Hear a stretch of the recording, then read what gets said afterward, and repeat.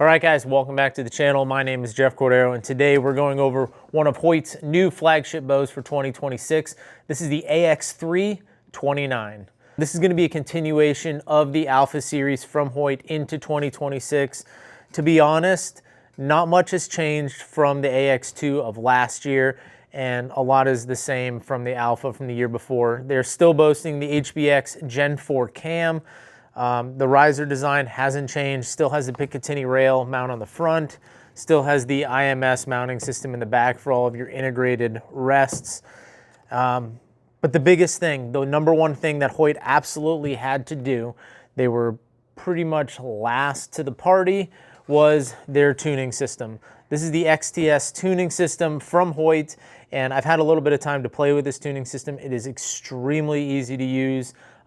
The way that I like to adjust it, which we'll make an entire video on how to do that, makes it way more intuitive than kind of just reading the instructions that they have. It's not much different. It's just for someone like myself who tunes a bow when I paper tune, I do everything from the back half of the bow, which way I want to move my rest, which way I want to move my string. The instructions have you work from the front of the bow, but so you can kind of just guess what you need to do on the back side here to make it work. But we're going to make a whole video for that, so you guys are going to see it. Having a chance to shoot the bows last year, reviewed them, and then shooting this bow this year, it does still have that very smooth draw cycle that Hoyts are known for. This bow IBOs at 340, so we're going to go ahead and check that with our 350 grain arrow at 70 pounds and 30 inches. But let's go over some of just the basic specs on this bow. Like I said, the ATA is going to be 340 feet per second. This bow is going to measure out axle to axle at 29.5 inches, 4.4 pounds, and I'm going to guess that is without the little stubby in the bottom. 6 3/8 brace height, and it's going to come in draw weight ranges from 40 to 80 pounds in 10-pound increments on those limbs. Draw lengths for this bow are going to be from 25 to 30 inches using their 1-inch increment modules that they introduced last year with the HBX 4 cam. So you're going to get a number 1 through 5. 1 is going to be the shortest, 5 is going to be your longest, but you do have 1/4 inch length adjustments, and I believe it is 3 let-off adjustments on that. So you can change it from 85 to 80 to 75%. And still using the cam, it's going to come in 11 different color options. This is the new Sandstorm color. This is a really nice tan color. It's a little on the lighter side. When you go outside, I feel like it gets a little bit better. Under the fluorescent lights, it's not my favorite color, but once you bring this bow outside, it really pops, really looks good, and I think it's going to blend in a lot with the cover that you're in. They also have the new Georgia Clay color. We do not have one of those in stock, or else I would have this for you guys. It has been highly requested, especially down here in the Southeast. That Georgia Clay color is going to pop. It's going to fit in, especially if you're rolling that thing around your side-by-side, getting covered in all that clay dust that we got. So Georgia Clay is going to be a very popular color this year, but like I said, 11 colors, 2 new ones, Sandstorm and Georgia Clay. 29. I'm talking to you, but you can put this in if you want to. Okay. This is the AX-2 29. This is the first bow we did. All right, guys. Or no, it's not the AX-2, it's the AX-3. All right, so let's get some speeds on this AX-3 29. This bow is set at 70 pounds. We got the scale.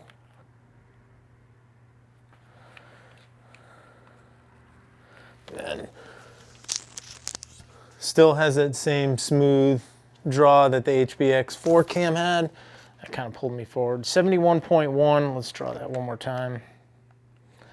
So I thought I preset this one. Very stiff on the back wall, like no sponge to it, barely at all, and I think it still can get stiffer. There we go, 70.3. I know I've had some of you guys comment on the scale that I'm using, but as long as I'm consistent across all of them with the same scale, we're gonna get consistent numbers from all of our bows from bow to bow. But this is the AX-2, or the AX-3 29. I say the AX-2 because it looks very much like it. Price point on this is going to, MSRP is going to be $14.99.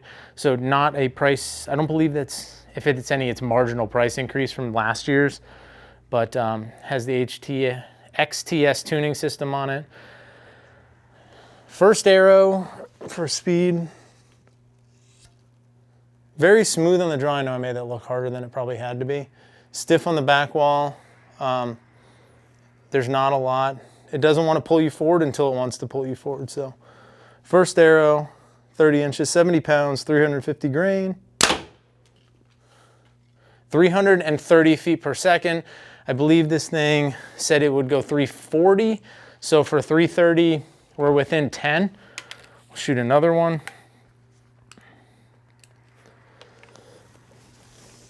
Smooth, stiff on the back wall. Really like the draw cycle on these. Arrow number 2 is 332.8, 333. And then our last arrow, 350 grain, 70 pounds, 30 inches. 330, so we'll call it 331 for the speed. So within 9, I bet if I drop this down to 75% on the let off, I'd probably gain another couple feet per second out of it. So very, very happy with the speed on this bow. Right there with IBO or the ATA speed on it, so pretty good. Let's jump into a 440 grain arrow, 70 pounds, 30 inches. This is your typical-ish hunting arrow.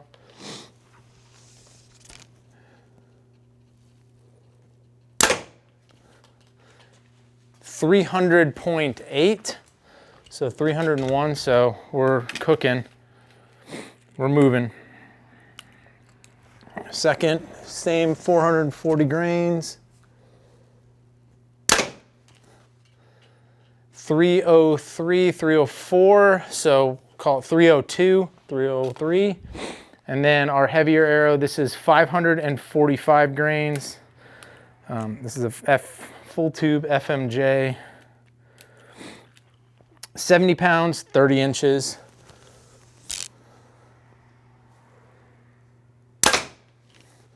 It's gonna come at 271, so not bad.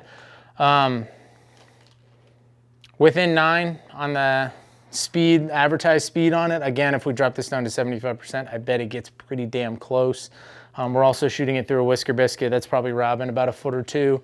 And we're shooting it with a D-loop, and I know they test all these bows without D-loop, so pretty damn close. All right, so we adjusted the draw length from 30 inches down to 28. At 30 inches, 70 pounds with a 350 grain arrow, we were right at 331, 332. So we were within 8 or 9 of the IBO speed. Let's go ahead. This is 28 inches, 70 pounds. Draw length just stacks up. First arrow, 317. So still cooking for a 350 grain arrow, 28 inches. Second arrow.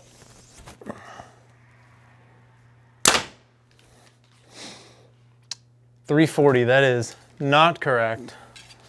So we're gonna go ahead and just not count that one. See what this third one is. Because there's no way we lost draw length. All right, 315, so 317, 315, call it 316 for a 350 grain arrow. That's not that slow. 440 grains, 28 inches, 70 pounds.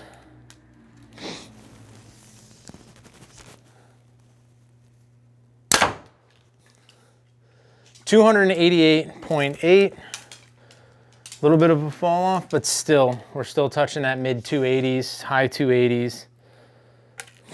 Second arrow, 440. 291, and we broke a knock, so we're gonna have to go replace a knock on that. And our last one is 545 grains. This is your FMJ shooter, your heavier arrow guy, 28 inches, 70 pounds.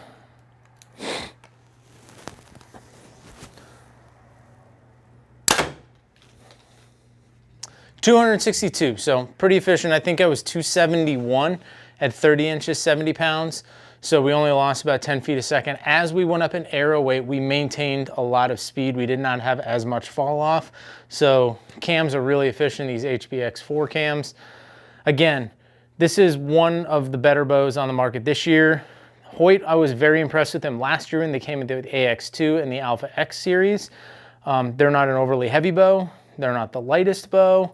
They have good respectable speeds. They have a really silky smooth draw cycle with a really hard back wall. And now that they have the XTS tuning system in the limb pockets, they have finally put together the complete package that they have missing the last couple years. There's really not much more you could ask for this. It still has all the integrated mounting systems, everything you could want on this bow. I do believe these AX3s and the other Hoyt lines are going to be extremely popular for 2026. So come see us at Barefoot Archery, give one of these a try, see if you're gonna walk out the door with an AX3 today. Thanks for watching this video, guys. We'll catch you on the next video.